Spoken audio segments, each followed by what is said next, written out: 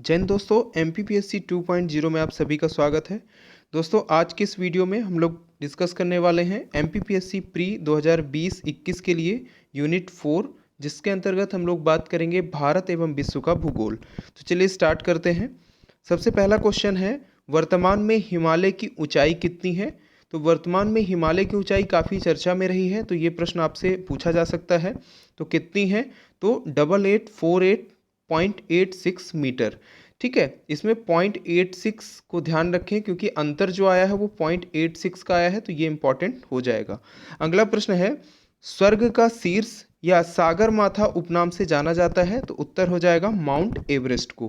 किसे जाना जाता है? माउंट एवरेस्ट को। अगला प्रश्न देखते हैं, इसमें आपको सुमेलित करना है, जिसमें एक तरफ आप देखेंगे कि कुछ पर्वत हैं और उन्हें क्या कहा जाता है वो इसमें बताया गया है। पहले देख लेते हैं अरावली पर्वत। तो ये कौन सा पर्वत है, किस प्रकार का पर्वत है, क्या कहा जाता है? तो अवशिष्ट पर्वत के रूप में जाना जाता है अरावली पर्वत को। दूसरा देखें तो ब्लैक फॉरेस्ट को क्या कहा जाता है? तो ब्लॉक पर्वत के रूप में जाना जाता है। तीसरा देखें तो माउंट कोटोपैक्सी को ज्वालामुखी पर्वत। चौथा देखें आल्पस पर्वत, तो वलित पर्वत के रूप में इसे जाना जाता है। तो इस तरीके से ये सभी सुमेलित हैं। अगला प्रश्न देखते हैं, रॉकीज, एंडीज, एटलस, अल्पस और हिमालय उदाहरण हैं। तो किसके उदाहरण? तो ये सभी वलित पर्वत के उदाहरण हैं। किसके उदाहरण हैं? वलित पर्वत के उदाहरण हैं। अगला प्रश्न देखते हैं, ज्वालामुखी रिंग ऑफ फायर किस महासागर से संबंधित है? तो उत्तर हो जाएगा प्रशांत महासागर से संबंधित है। अगला प्रश्न देखते हैं, कौन सी नहर बाल्टिक सागर को उत्तरी सागर से जोड़ती है? तो उत्तर हो जाएगा कील नहर। क्या हो जाएगा? कील नहर। अगला प्रश्न देखते हैं, रेत व धूल के कणों के जमाव को क्या कहा जाता है? तो लोयस कहा जाता है। क्या कहा जाता है? लोयस कहा जाता है। अगला प्रश्न फिर से आपको सुमेलित करना है, जिसमें आपको एक तरफ जलप्रपात दिए गए हैं और दूसरी तरफ उनकी नदियां दी गई हैं। ठीक है, तो सबसे पहला यदि देखें, एंजिल जो जलप्रपात है तो वो किस नदी पर है? तो कोरोनी नदी पर है। किस में है? कोरोनी नदी पर है। दूसरा यदि बात करें विक्टोरिया की, तो विक्टोरिया जम्बेजी नदी पर है। तीसरा स्टैनली कांगो नदी पर है। और नियाग्रा जो जलप्रपात है वो सेंट लॉरेंस नदी पर है। किस पर है? सेंट लॉरेंस नदी पर है। इस तरीके से आप सुमेलित कर सकते हैं। अगला प्रश्न देखते हैं कि विश्व की किस झील को हनीमून लेक के नाम से जाना जाता है? तो उत्तर आपका हो जाएगा टिटिकाका झील। कौन सा हो जाएगा? टिटिकाका झील। अगला प्रश्न देखते हैं कि विश्व की सबसे गहरी झील कौन सी है? तो उत्तर हो जाएगा आपका बैकाल। क्या हो जाएगा? बैकाल झील को। अगला प्रश्न है, झील जो युगांडा एवं तंजानिया के मध्य अंतरराष्ट्रीय सीमा बनाती है? तो उत्तर हो जाएगा आपका विक्टोरिया झील। अगला प्रश्न देखते हैं,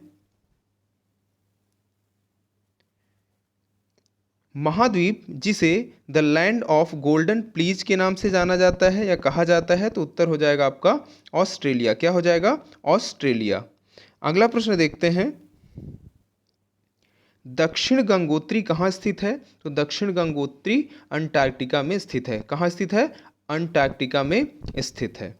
अगला प्रश्न देखते हैं, प्यासी भूमिका महाद्वीप, प्यासी भूमिका महाद्वीप किसे कहा जाता है? तो उत्तर हो जाएगा आपका ऑस्ट्रेलिया को कहा जाता है।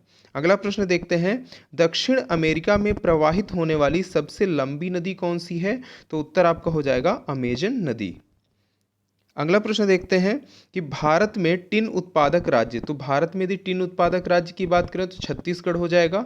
विश्व में यदि बात की जाए तो इंडोनेशिया हो जाएगा। अगला प्रश्न देखते हैं, किस खनिज को काला सीसा के नाम से जाना जाता है? तो उत्तर आपका हो जाएगा ग्रेफाइट। किसे जाना जाता है? ग्रेफाइट को जाना जाता है। अगला प्रश्न देखते हैं, ऑस्ट्रेलिया स्थित काल गुरली, क्या है? काल गुरली किसके लिए प्रसिद्ध है? तो उत्तर हो जाएगा आपका स्वर्ण उत्पादन के लिए। किसके लिए? स्वर्ण उत्पादन के लिए प्रसिद्ध है। अगला प्रश्न देखते हैं, पीपली घाट, पीपली घाट दर्रा किस पर्वतीय भाग का हिस्सा है? तो उत्तर हो जाएगा अरावली। क्या हो जाएगा? अरावली पर्वतीय भाग का हिस्सा है।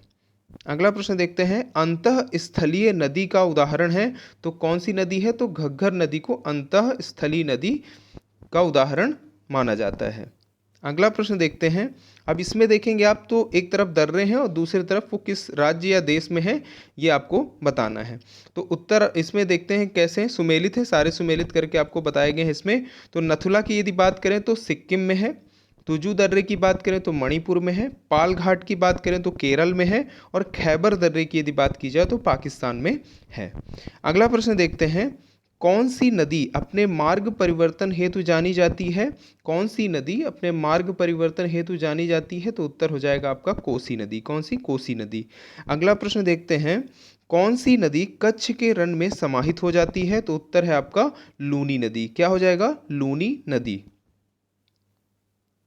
फिर देखिए सुमेलित करें, प्रश्न आपको इस तरीके से मिलेंगे काफ़ी, उसमें जो भारत एवं विश्व का भूगोल आपको आएगा और मध्य प्रदेश का जो भूगोल आएगा उसमें भी इसी तरीके से आपको प्रश्न देखने को मिलेंगे। तो एक तरफ देखते हैं नदी है और उसकी सहायक नदी, इनको सुमेलित आपको करना है। कृष्णा की सहायक नदी की बात करें तो भीमा, ब्रह्मपुत्र की बात करें तो तीस्ता, गोदावरी की बात करें तो इंद्रवती या कहें कि इंद्रावती भी मिलेगा आपको, यमुना की बात करें तो चंबल। तो ये सभी सुमेलित हैं। अगला प्रश्न देखते हैं, गंडक को नेपाल में किस अन्य नाम से जाना जाता है? तो उत्तर हो जाएगा नारायणी। किस अन्य नाम से जाना जाता है? नारायणी नाम से जाना जाता है।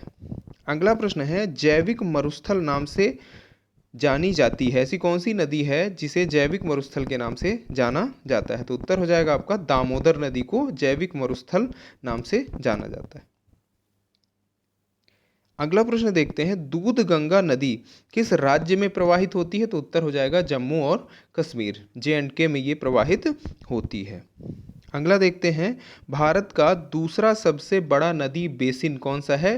तो उत्तर आपका हो जाएगा गोदावरी बेसिन। क्या हो जाएगा? गोदावरी बेसिन।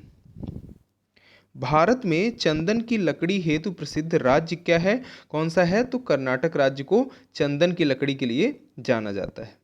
अगला प्रश्न देखते हैं, चंद्रप्रभा वन्यजीव अभ्यारण्य, चंद्रप्रभा वन्यजीव अभ्यारण्य की बात करें तो ये उत्तर प्रदेश राज्य में है।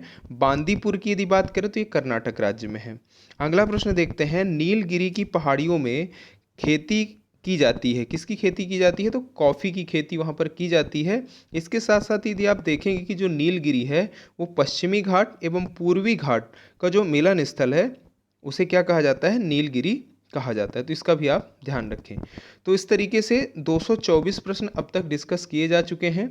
और यदि आप यूनिट 10 से बात करें तो यूनिट 10 से लेके 3 यूनिट तक जो तीसरी इकाई है वहाँ तक आपको पढ़ाया जा चुका है। और केवल जो करंट अफेयर्स वाला एक यूनिट है जो यूनिट 8 है उसको छोड़ के बाकी सारी यूनिटें अभी तक कवर कराई जा चुकी हैं एक बार। तो इस तरीके से 20 जून तक बहुत सारे ऐसे प्रश्न डिस्कस किए जाएंगे जो आपको एग्ज़ाम के लिए काफ़ी महत्वपूर्ण होंगे। अभी शुरुआत है तो धीरे धीरे कुछ आसान प्रश्न और कुछ जो कठिन प्रश्न है वो आपको इसमें देखने को मिलेंगे और धीरे धीरे आपको इसमें प्रश्नों की संख्या भी बढ़ती दिखाई देगी।